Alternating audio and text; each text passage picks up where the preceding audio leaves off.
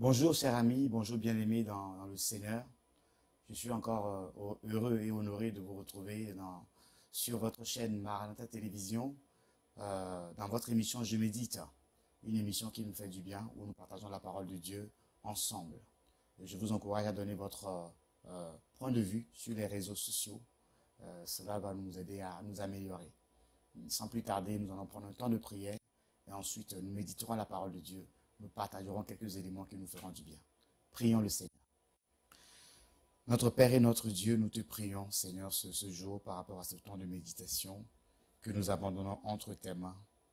Nous te prions de nous conduire par ton Esprit Saint, de faire du bien à mon frère et à ma soeur qui entendent suivre cette émission. Au nom puissant de ton Fils Jésus. Amen. Le texte qui nous est proposé aujourd'hui, c'est la suite du livre de l'épître de Paul aux Corinthiens, 1 Corinthiens chapitre 10, du verset 16 au verset 22. Lisons la parole de Dieu.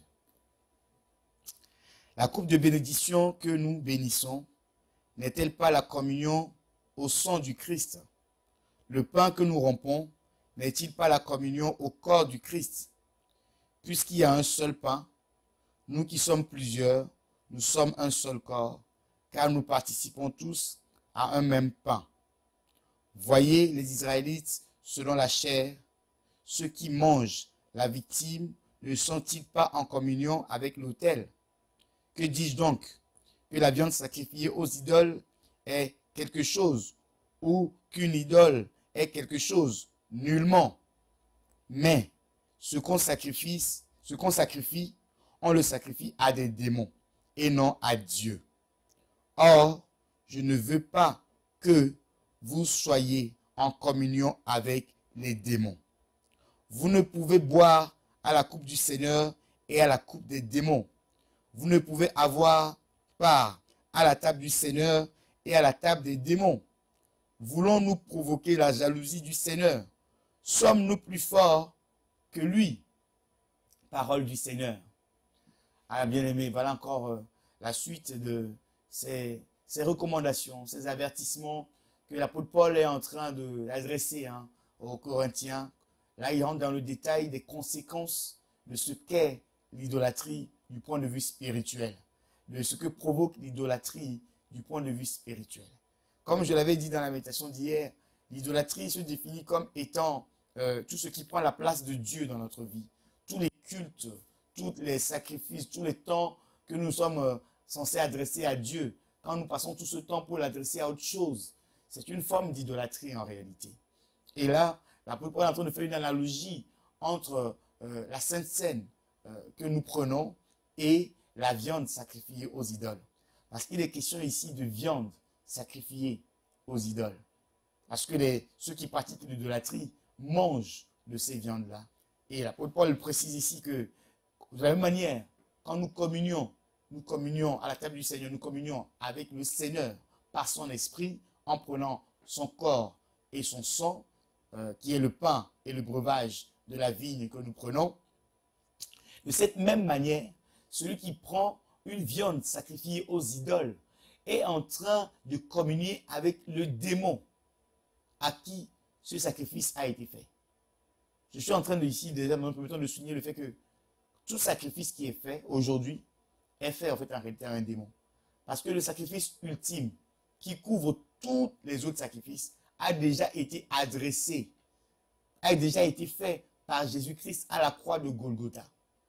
Tous les autres sacrifices sont les sacrifices, comme nous le voyons dans ce texte, l'apôtre Paul le dit clairement dans le verset 20.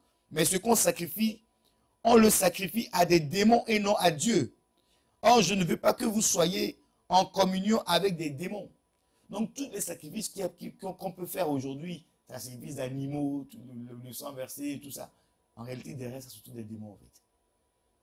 Si tu es encore dans ces choses-là, tu fais partie encore, tu te dis chrétien, mais à chaque fois, comme c'est la période des vacances, quand tu rentres chez toi pendant les vacances, il faut aller au village, il faut aller sacrifier des choses, il faut ramener tel poulet, telle viande, et sacrifier.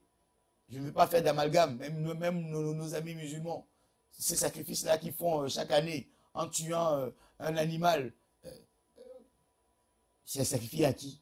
Puisqu'il est écrit ici que ce qu'on sacrifie, on le sacrifie aux démons. pas à Dieu. C'est sacrifié à qui? Je ferme la parenthèse pour ne pas créer la polémique.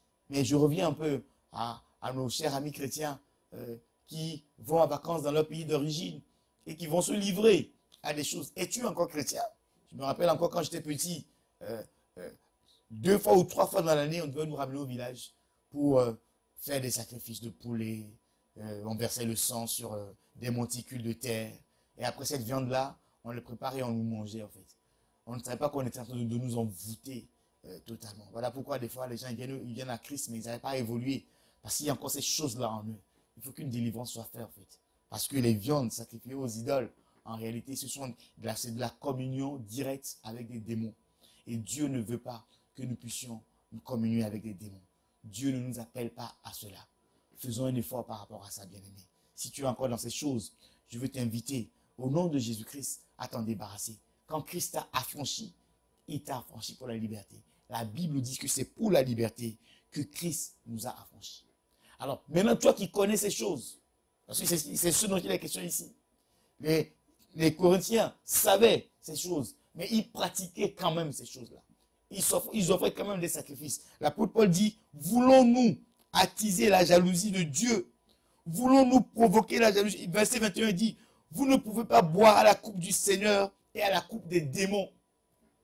On ne peut pas en même temps venir à l'église, servir, adorer, et après se retrouver dans les choses, traditions, à faire des sacrifices aux idoles et tout ça. Non, bien-aimés, il n'y a rien entre la lumière et les ténèbres.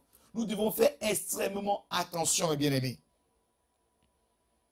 Voulons-nous provoquer la jalousie du Seigneur? Sommes-nous plus forts que lui? À ce petit jeu, c'est toi qui vas perdre.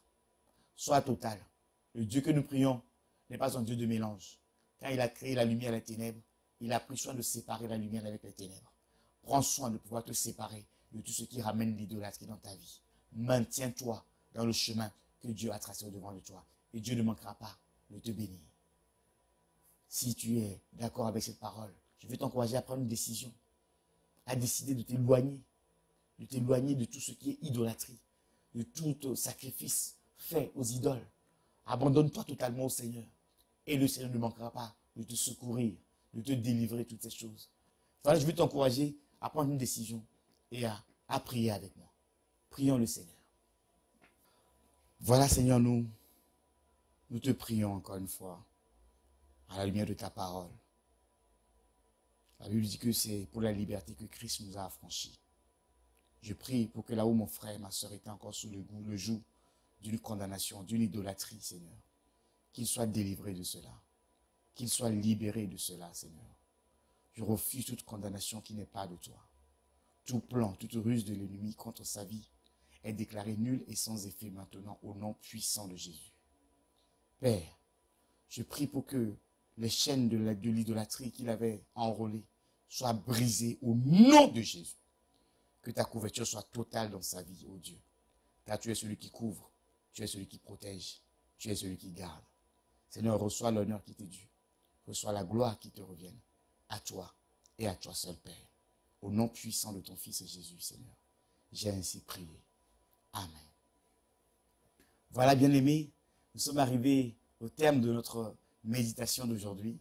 Je vous donne rendez-vous encore demain pour une nouvelle méditation. Soyez bénis, soyez restaurés, que cette parole vous transforme réellement et vous ramène dans une autre dimension avec le Seigneur, à un autre niveau avec le Seigneur. Je prie pour que la grâce de Dieu soit toujours votre partage. Je vous prie également de donner votre point de vue sur les réseaux sociaux et de nous suivre également sur notre chaîne à part entière, la box Orao Télécom, la chaîne 142. Soyez bénis, à très bientôt. Ciao, au revoir.